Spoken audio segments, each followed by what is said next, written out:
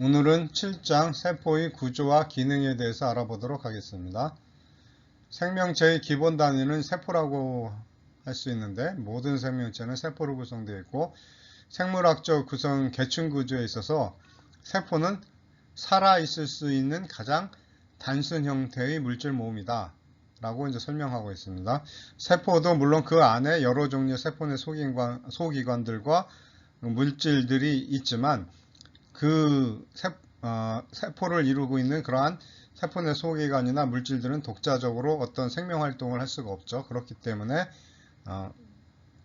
세포 수준이 이제 생물학적 구성에서 있어 가장 단순 형태의 이제 생명체다라고 이제 말을 할 수 있다 하는 것이 되겠습니다. 그리고 한 개의 세포로 이루어진 생명체는 단세포 생물이라고 하고 여러 개의 세포로 이루어진 생물을 이제 다세포 생물이라고 하는데 다세포 생물은 혼자서는 생존할 수 없는 여러 종류의 특성화된 세포로 이루어져 있다라고 이제 설명하고 있습니다.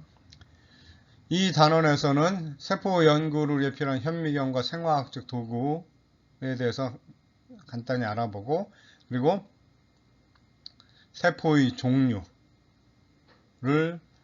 또 이제 구분해 보고 그리고 세포 안에 있는 여러 소기관들과 세포막을 이루고 있는 세포막의 어떤 틀을 유지하고 있는 세포 골격, 세포 모양을 유지하고 있죠. 그리고 세포 사이에 존재하는 여러 가지 연결하는 물질들에 대해서 알아보도록 하겠습니다. 첫 번째 소단어는 세포 연구에 사용되는 현미경과 생화학적 도구에 대해서 간단히 설명되어 있습니다. 먼저 세포의 크기와 범위를 그림 7-2에 제시하고 있는데 대략적으로 보면은 0.1 나노미터서부터 이제 10m까지 이제 스케일이 제시되어 있죠. 그런데 우리가 이제 원자 또는 분자라고 할 때 이들 크기는 대략 1나노미터보다 작은 이런 크기를 갖고 있는 것을 알 수가 있고 그리고 거대 분자라고 할 수 있는 단백질은 대략 이제 10나노미터 그 다음에 이런 거대 거대 분자들이 모여져 있는 바이러스 정도 되면 크기가 대략 100나노미터 정도 된다라고 이제 생각을 하면 되겠습니다. 그리고 가장 작은 세균이 대체적으로 100나노미터보다는 좀 크고 바이러스는 일반적으로 100나노미터보다 좀 작은 이런 크기를 보여주고 있습니다. 근데 물론 이게 이제 절대적인 범위는 아니고 이 범위를 이제 벗어나는 이제 그러한 것들도 있지만 대략적으로 이렇게 이제 나눠지고 있습니다. 그리고 이제 핵 정도 되면 이쪽에 10마이크로미터 이렇게 정도 수준이 된다고 되어 있고 대부분의 세균들이 보면 어떻습니까? 1마이크로미터에서 100마이크로미터 사이에 존재를 한다. 이렇게 되어 있고 좀 더 고등세포라고 할 수 있는 동물과 식물 세포들은 100마이크로미터에서 10마이크로미터 정도 사이에 있다고 이제 보여주고 있습니다. 그런데 어떤 난자가 되겠죠. 난자들은 이러한 일반적인 세포보다는 훨씬 더 큰 이러한 특징을 보여주고 있습니다. 그리고 신경세포와 같이 이제 특별한 세포들의 경우는 신경세포, 근육세포 같은 세포들은 그러니까 길이가 이렇게 이제 미터 단위로 나타낼 수 있는 것도 있다 하는 것을 보여주고 있습니다. 그리고 이것을 관측하기 위한 그 현미경 수준을 보면은 우리가 이제 일반적으로 육안으로 볼 수 있는 수준까지는 대략 이제 1mm보다 좀 작은 수준까지 대략 1mm 크기는 눈으로 이제 구별이 가능한데 이보다 더 작은 경우는 반드시 이제 현미경을 사용을 해야만 볼 수가 있다. 이렇게 됐습니다. 그래서 우리 눈으로는 일반적인 세포 크기는 관찰할 수 없지만 광학 현미경은 바로 이러한 세포 수준까지 보통 관찰이 가능하고 아주 고해상능 현미경의 경우는 바이러스까지도 이제 관찰 가능한 것으로 되어 있습니다.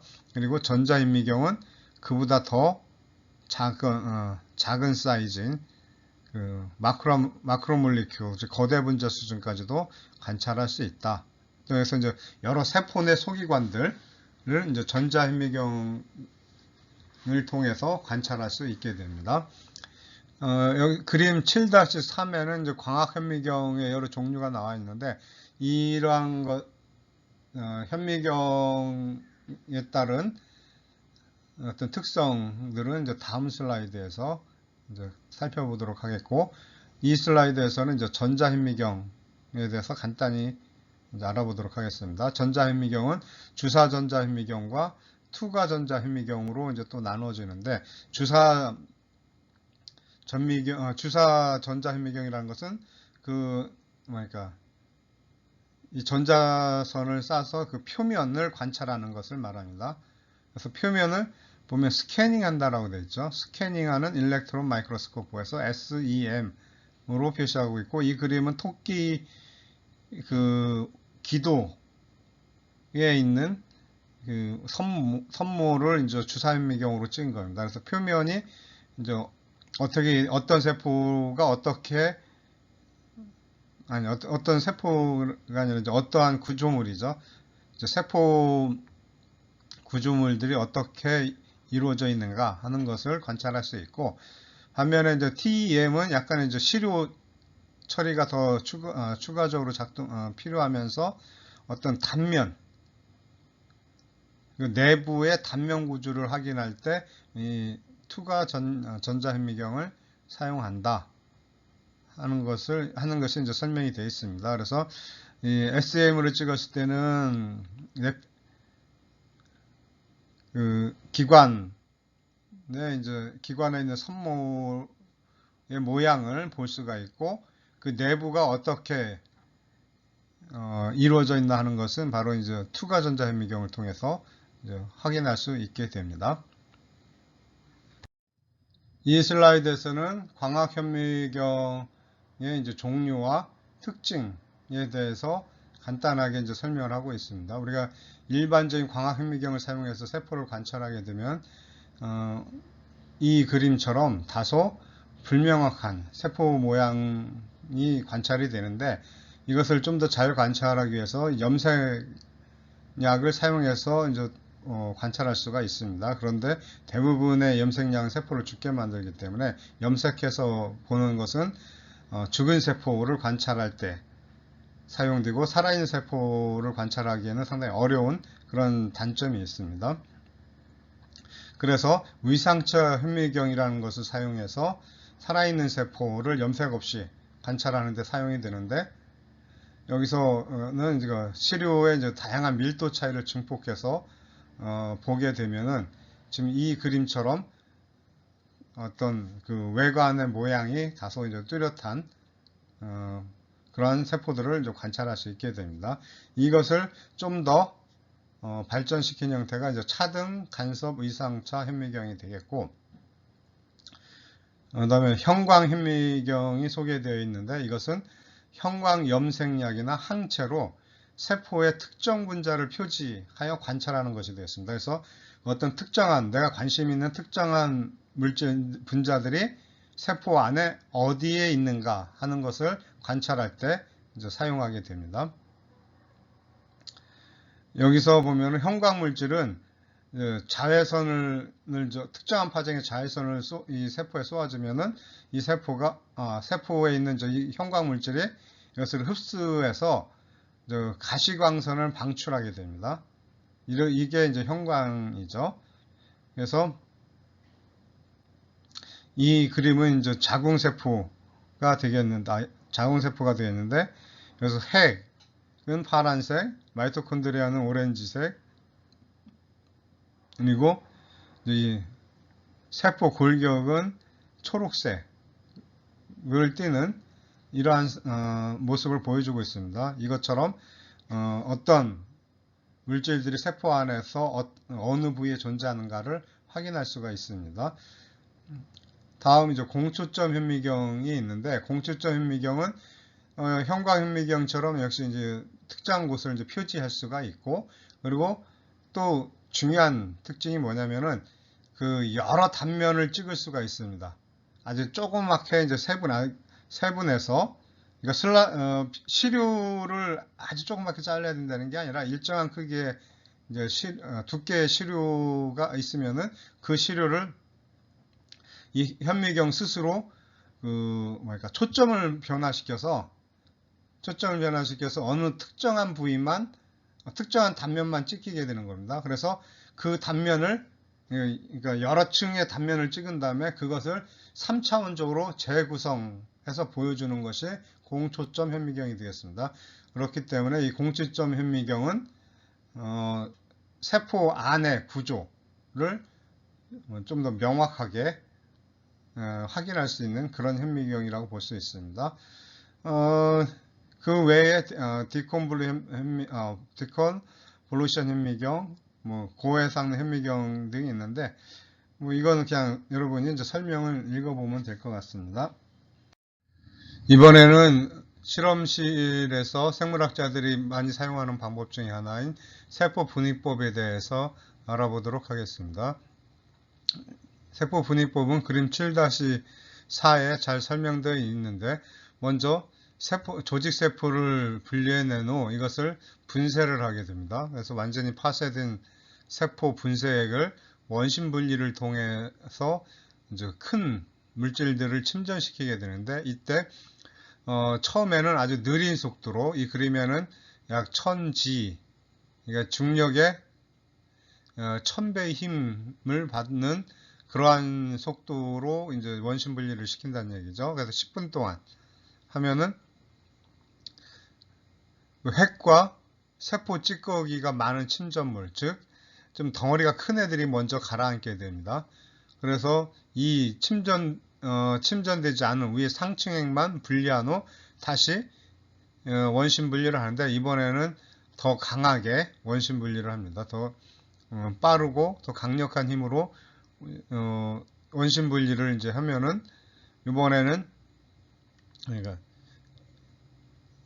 핵보다는 조금 작은 그런 세포 내 소기관들이 침전이 되게 될 겁니다. 그래서 다시 이 침전물을 뺀 나머지 상층액을 분리한 후 이번에는 좀 더 강한 강한 힘을 가해서 강한 힘이 받도록 원심 분리를 해서 이제 더 오랜 시간 하면은, 이번에는 더 작은, 그러니까 마이토콘드리아보다는 더 작은 이런 물질들이 이제 침전되게 될 겁니다. 그래서 이런 것을 이제 반복적으로 하다 보면은 그 세포 내 여러 소기관이나 또는 물질들을 이 크기별로 분리할 수가 있습니다. 이렇게 해서 이제 세포 내 소기관들을 분리하여 이제 실험에 이용을 하게 되는데, 이 중 원심 분리로 이런 방법으로 해서 얻은 한 분액에서 세포 호흡에 관여하는 효소를 발견하게 됐는데, 이 효소가 이제 많이 있는 층은 이제 미토콘드리아가 많이 있는 분액에서 이런 세포 호흡이 많이 일어난다는 것을 알게 됐습니다. 그래서 이 결과를 통해서 미토콘드리아가 세포 호흡에 관여한다 하는 것을 확인하는데 상당히 중요한 그러한 역할을 하게 되었습니다. 이번에는 원핵세포와 진핵세포에 대해서 알아보도록 하겠습니다. 핵이 있는 세포를 진핵세포라고 하고, 핵이 없는 세포들을 원핵세포라고 하는데, 원핵세포에는 다시 세균과 고세균으로 구분을 하고 있습니다. 그 다음에 진핵세포는 또 원생생물, 균류, 동물, 식물 이렇게 구분을 할 수 있는데, 이때 생물을 분류할 때 여러 가지 방법이 있긴 하지만 일반적으로 이 책에서처럼 삼역 6개로 이제 구분을 하게 됩니다. 그래서 삼역이라는 것은 영어로 도메인을 의미하는데, 세 개의 도메인, 박테리아, 고세균, 진핵세포, 이렇게 세 개의 도메인과 6개의 개라는 것은 이 세균 도메인은 세균계가 존재하고 고세균 도메인은 고세균 계가 존재를 합니다. 그리고 이 원생생물, 균류, 동물, 식물을 각각의 계라고 구분을 하기 때문에 그래서 이제 3개의 도메인과 6개의 개는 영어로는 킹덤이라고 하죠. 이렇게 분류를 하게 됩니다. 생명체를. 그래서 삼역 6개로 구분한다. 이렇게 되어 있고, 그다음에 이제 원핵세포와 진핵세포를 이제 비교할 때 있어서 공통된 특징으로는 원형질막, 즉 세포막이죠. 여기서는 선택적 장벽으로 작용을 한다. 그래서 필요한 것들만 이동시키고 나머지들은 차단시켜주는 그러한 특징을 갖고 있다라고 이제 이해를 하면 되겠습니다. 그리고 세포 기질, 그러니까 세포막 안에 있는 그 유동성, 반유동성 성분인데 여기에는 세포 소기관들이 떠서 존재한다 하는 특징이 있고, 그리고 둘 다 염색체를 갖고 있어서 유전자를 다음 세대에 운반해주는 그런 역할을 하게 됩니다.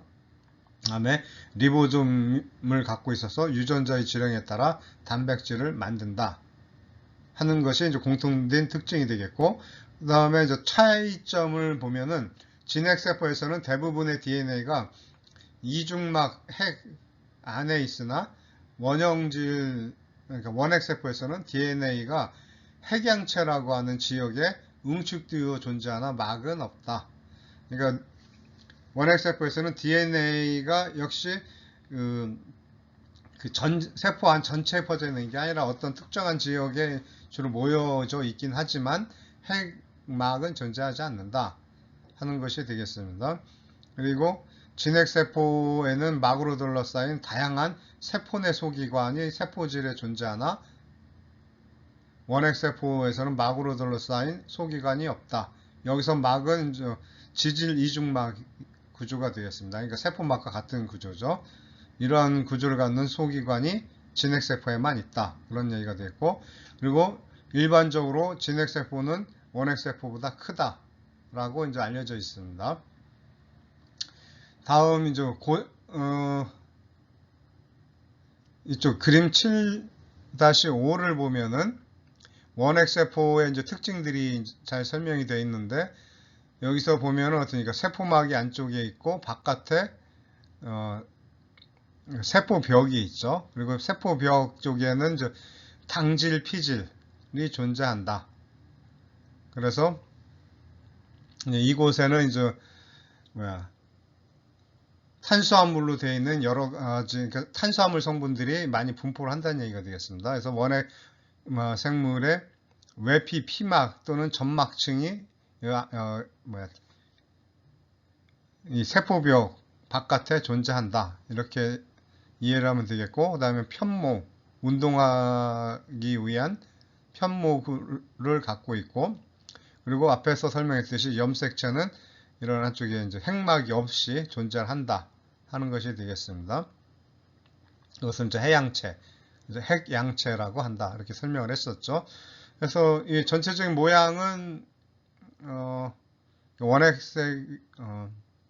원핵생물의 이제 세균의 모양을 이제 보여주고 있는데, 이러한 구조는 뭐 여러분들도 대부분 이제 알고 있을 거라 생각이 듭니다. 그리고 앞에서 이제 세 개의 역으로 이제 구분을 한다고 그랬는데, 이때 이 고세균이라는 말 자체는 저 옛날 지구 환경, 원시 지구 환경 상태에서도 살 수 있는 그런 형태의 생명체이기 때문에 고세균이라고 이름이 붙여졌다고 합니다. 그런데 실제적으로는 얘가 제일 먼저 생겼다, 뭐 그건 아니라고 그래요. 먼저 같은 시기에 이 박테리아나 이쪽 고세균이나 뭐 비슷한 시기에 생긴 것으로 이제 그렇게 이제 생각을 하고 있다고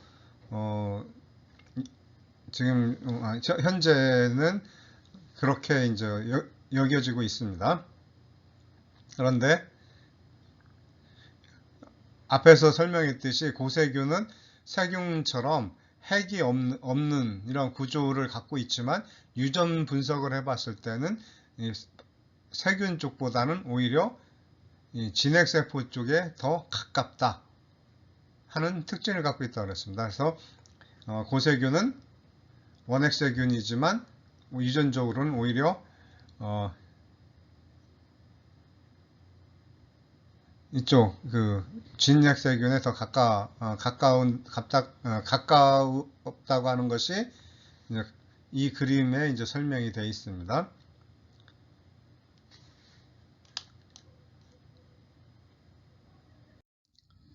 이번에는 세포 크기를 제한하는 요인에 대해서 알아보도록 하겠습니다.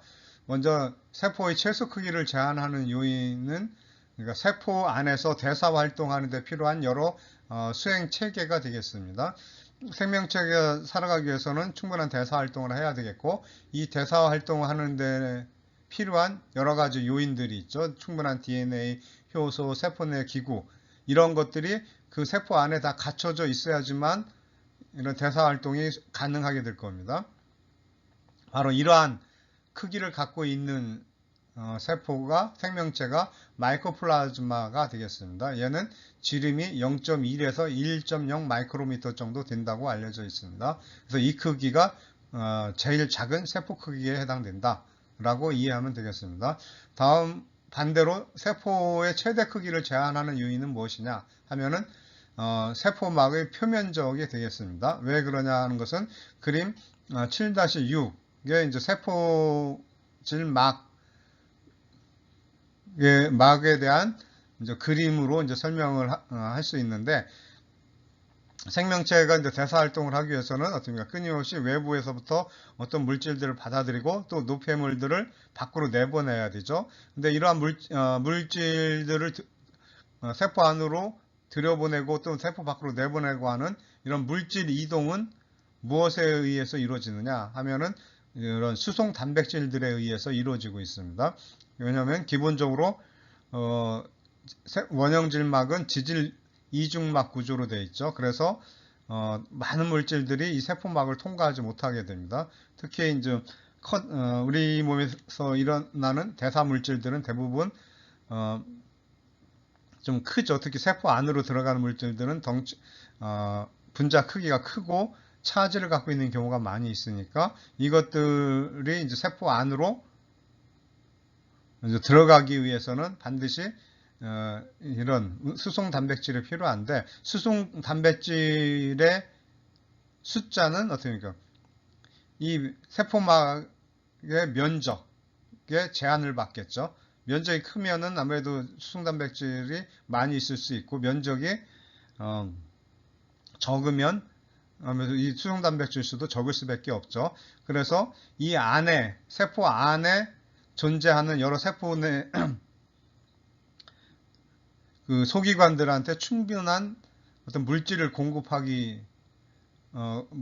수 있는 그 숫자가 있어야 되는데, 그 숫자가 있기 위해서는 어떻게 되니까 그 세포 부피에 대한 세포 표면적이 이 비율이 아주 중요하다고 볼 수가 있습니다. 이 비율이 크면은 어떻게 됩니까?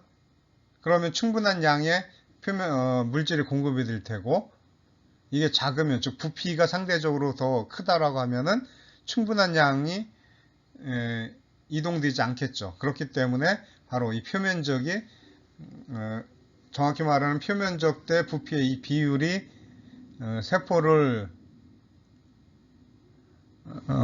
세포의 크기를 제한하는 요인이 된다 하는 것이 되겠습니다. 이어서 이제 그림 7-7을 보면은 부피와 표면적과의 기하학적 관계를 설명하고 있는데, 우리가 이제 작은 세포 하나를 이제 정육면체로 이제 가정을 하고 그냥 쉽게 비교하기 위해서 만든 모델입니다. 그리고 이제 각 변의 길이가 1이라고 할 때, 이때 전체 표면적은 어떻습니까? 이 한 면의 표면적이 1 곱하기 1, 1이 되겠고, 이 6개의 면이 있으니까 6이 되겠죠. 반면에 이제 크기가 큰 세포가 있다라고 할 때 정육면체로 이제 역시 표현을 하는데 한 변의 길이가 5배인 경우 어떻게 되느냐? 그러면은 표면적은 어떻게 되니까 5, 25고 6개니까 150이 되겠죠. 면이 6개니까. 자, 그런데 이게 이제 한 덩어리로 되지 않고 그러니까 한 개의 커다란 정육면체가 아니라 그 한 변의 길이가 1인 이 작은 정면체를 이렇게 쌓아서 가로, 세로, 높이 5개씩 쌓아서 이 한 변의 길이가 5인 이 정육면체와 이제 똑같은 부피를 만들었다고 합시다. 그럴 경우는 어떻게 됩니까? 표면적은 이제 1 곱하기 1에서 6, 그러니까 이 작은 정육면체 표면적이 6이죠. 근데 이게 총 몇 개가 있습니까? 이게 5개, 5개, 또 높이가 5개니까 5 곱하기 5 곱하기 5에서 125개의 작은 정육면체로 이루어져 있죠. 그러면 이것의 표면적은 어떻게 됩니까? 125 곱하기 6이니까 750이 나옵니다.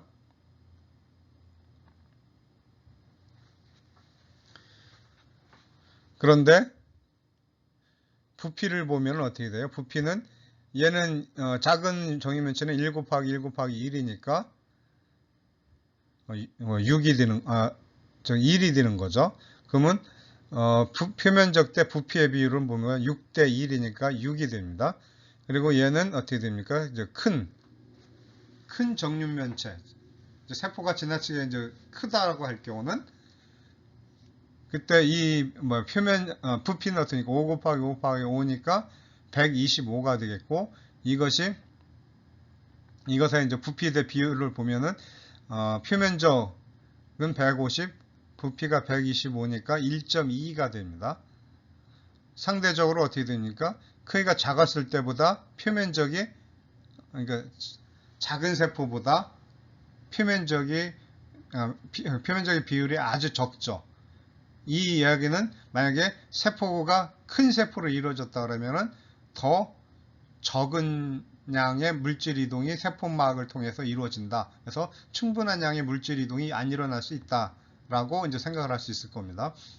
자, 그에 반해서 작은 세포가 그러니까 작은 입자가 정육면체가 이제 쌓여서 크기가 5인 정육면체와 똑같게 만들었다고 하면은 이때 부피는 또 이 하나로 된 것과 똑같이 125죠. 그런데 표면적은 750이 되니까 이때 표면적 대 부피 비율은 6이 됩니다.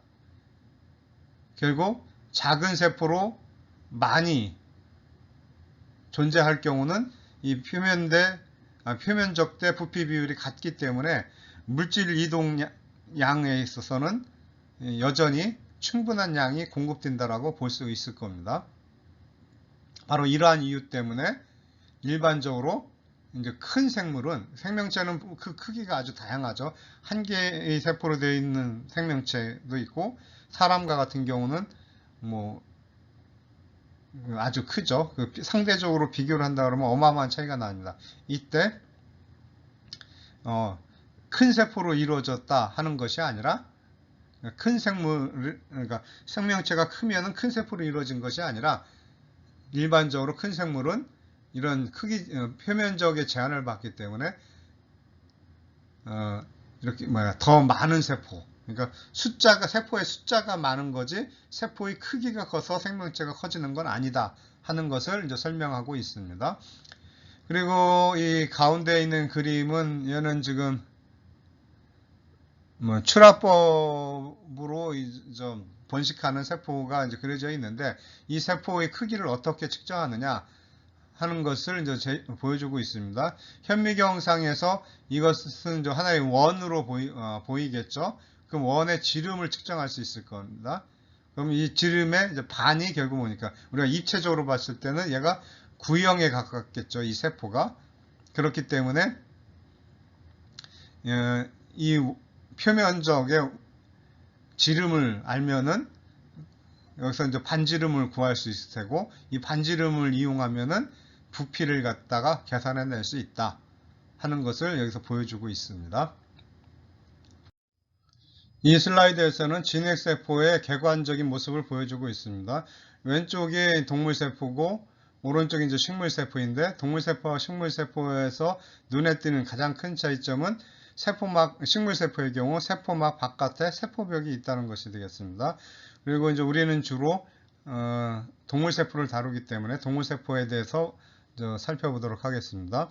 이제 전체적으로 세포막으로 이제 둘러싸여 있죠. 이 세포막은 여기 원형질막 이렇게 되어 있죠. 여기서는 세포를 싸고 있는 막이 되겠고, 그 안에 보면은 핵이 존재합니다. 핵은 핵막에 의해 둘러싸여 있죠. 그리고 그 안에는 더 짙게 보이는 곳이 있는데, 이 부분을 이제 이인이라고 하고, 그 다음에 이제 이 안에는 좀 많은 염색질이 존재를 하겠죠. 그래서 DNA와 단백질로 구성된 물질이 이제 존재를 하게 됩니다. 그리고 이 핵 바로 바깥쪽에는 또 골지체가 존재하게, 골지체가 아니라 이제 소포체가 존재하게 됩니다. 이 소포체를 다시 이제 두 개로 구분을 할 수 있는데, 핵에 좀 더 가까운 쪽에는 보면은 이렇게 많은 어떤 점들 같은 것이 보이는 이런 소포체가 있습니다. 이러한 소포체를 이제 조면 소포체라고 합니다. 이 점처럼 보이는 게 리보솜이고, 여기서는 이제 단백질 합성이 이루어지는 그런 곳이 되겠죠. 이 리보솜을 통해서 단백질이 합성되면 이 단백질이 바로 이 소포체 안으로 이제 밀려 들어가게 됩니다. 그리고 이것이 없는, 리보솜이 아직 결합되어 있지 않은 좀 더 조면 소포체보다는 좀 더 바깥쪽에 있는 소포체들이죠. 이것은 활면 소포체. 여기 영어로는 조면 소포체들은 러프 엔도플라즈믹 레티큘럼이라고 하죠. 그리고 활면 소포체는 이런 리보솜이 안 붙어 있는 거죠. 이거는 스무스 엔도플라즈믹 레티큘럼, 약어로 SER이라고 합니다. 조면 소포체는 RER이라고 하고, 그리고 세포 밖에 운동기구가 붙어 있을 수 있고, 그다음 마이토콘드리아가 있죠. 마이토콘드리아는 그 에너지를 생성하는 그런 기구가 되겠습니다. 그래서 세포가 ATP를 만들어내는 곳이 여기가 주로 만들어지는 곳이 이쪽 ATP가 되겠고, 또 이제 이런 아까 이제 소포체 얘기를 했는데, 소포체 바깥에 보면은 이런 어떤 주머니가 이렇게 차곡차곡 쌓여 있는, 이제 주머니라고 해도 쐐기라고 쐐기 주머니죠. 이것이 이제 차곡차곡 쌓여 있는 이런 구조를 보이고 있는데, 이것을 갖다가 골지체라고 한다, 이렇게 됐습니다. 골지체는 뭐 합성, 변형, 분류, 그리고 세포 합성물의 분비에 관여하는 소기관이다, 이렇게 이제 설명이 되어 있고, 앞에서 이제 조면 소포체에 붙어 있는 것이 리보솜이라고 했는데, 이것은 이제 단백질을 만드는 복합체다, 이렇게 설명이 되어 있습니다. 그리고 이제 사실 중심체가 여기 그려져 있는데, 이것은 이제 세포 분열 시에 나타나죠.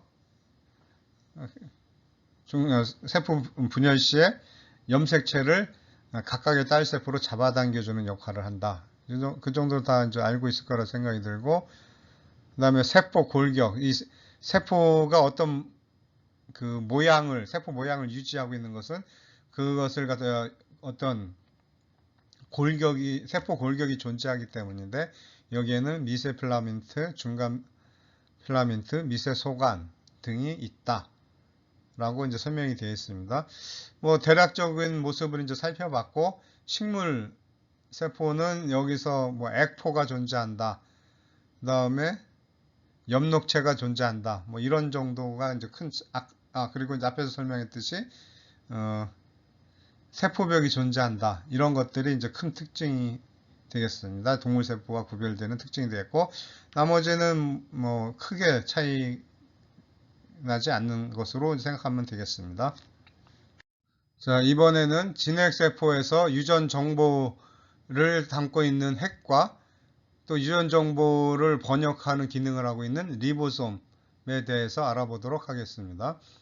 핵은 DNA 대부분을 갖고 있으며 리보솜은 DNA의 정보를 사용하여 단백질을 합성한다 라고 이제 설명이 되어 있죠. 그래서 먼저 핵에 대해서 설명하고 있는데, 핵은 세포 안에 있는 유전자 도서관이다, 이렇게 이제 정의를 하고 있습니다. 그래서 핵은 진핵세포의 대부분 유전자를 포함하고 평균이 지름 5 마이크로미터 정도가 된다라고 설명을 하고 있습니다.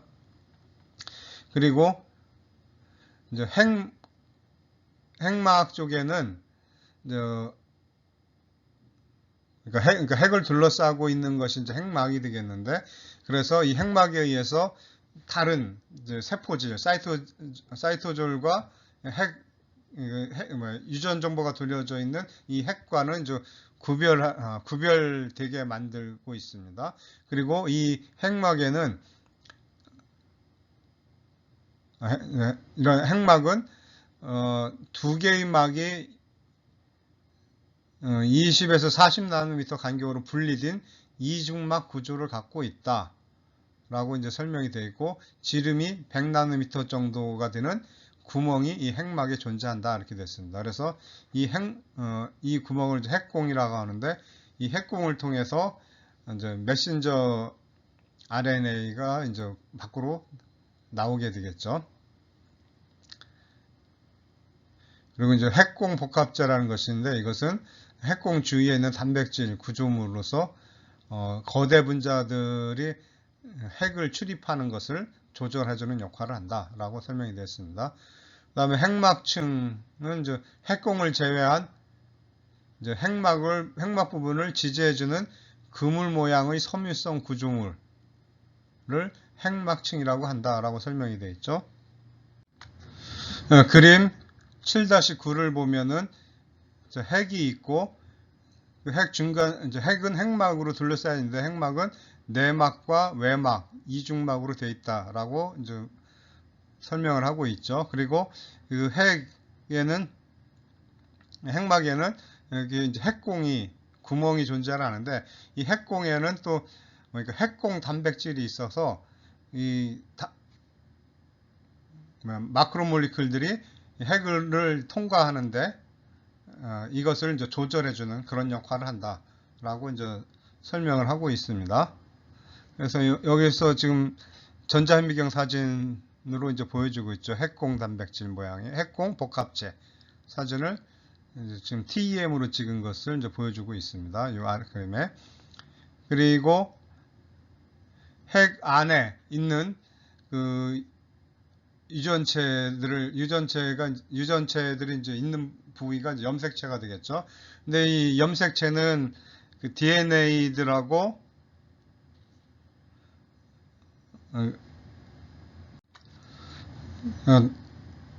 염색체라고 하는 것은 이제 그 DNA가 히스티딘이라는 단백질과 이제 결합되어 있는 구조로 되어 있죠. 그리고 염색체가 기본적으로 유전 물질을 운반하는 구조물이라고 할 수 있고, 여러 개로 이제 이루어져 있죠. 그래서 사람의 경우는 46개의 염색체로 이루어져 있습니다. 그리고 이제 염색질이 이제 설명되어 있는데, 이것은 각 염색체를 구성하는 DNA와 단백질의 복합체를 염색질, 크로마틴이라고 한다라고 이제 설명이 되어 있습니다. 그리고 이제 핵막 안에 이런 염색질이 이제 분포하게 되어 있죠. 그리고 분열되지 않는 상태에서 핵에서 보면은 훨씬 짙은 어떤 구조물처럼 보이는 것이 존재하는데, 이 부분을 이제 인이라고 한다고 됐습니다. 그리고 이 인은 리보솜 RNA를 합성하고 있고, 그리고 리보솜 RNA와 세포질에서 들어온 단백질들을 결합하여 리보솜 대단위체와 소단위체를 생성한다 라고 이제 설명되어 있습니다. 그리고 대단위체와 소단위체는 세포질에서 결합하여 리보솜을 형성하고 메신저 RNA 전보를 이용해서 단백질의 1차 구조를 생성해낸다 라고 이제 이해하고 있으면 되겠습니다. 이번에는 세포에서 단백질을 합성하는 역할을 하는 리보솜에 대해서 알아보도록 하겠습니다. 앞에 슬라이드에서 설명했듯이 리보솜은 핵 안에 있는 인에서 대단위체와 소단위체로 만들어진다 그랬습니다. 이것이 이제 세포질로 나온 후에 결합이 된다. 이렇게 이제 설명을 했었습니다. 그리고 이 단백질 합성이 많은 세포는 당연히 리보솜 합성량이 많아질 테니까 현재의 큰 인과 많은 수의 리보솜이 포함되어 있을 것이고, 그 다음에 구조적으로 동일한 리보솜이 이제 두 지역에 분포하게 된다. 이렇게 설명이 되어 있습니다. 두 지역은 이제 세포질과 소포체 핵막 이렇게 두 구역을 의미하게 되고, 세포질에 있는 리보솜들은 세포질 내에서 필요한 단백질을 합성하게 되고, 포도당 분해하는 첫 번째 단계를 촉매하는 효소는